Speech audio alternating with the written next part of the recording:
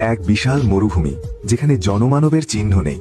সেখানে এক বৃদ্ধ কৃষক আর তার পরম বন্ধু একটি সাদা কবুতর মিলে তৈরি করছিল নিজেদের স্বপ্নের এক আস্তানা। কবুতরটি ছিল খুবই বিশ্বস্ত।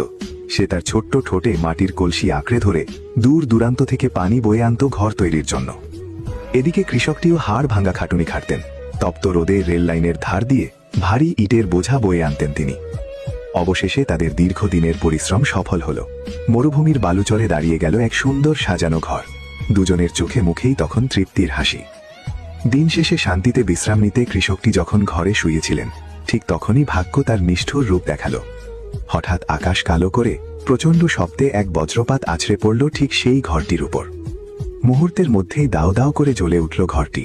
আগুনের লেলিহান শিখা আর ধোঁয়ায় চিরদিনের জন্য ঘুমিয়ে পড়লেন সেই বৃদ্ধ কৃষক। প্রিয় বন্ধুকে হারিয়ে কবুতরটি আজ দিশেহারা।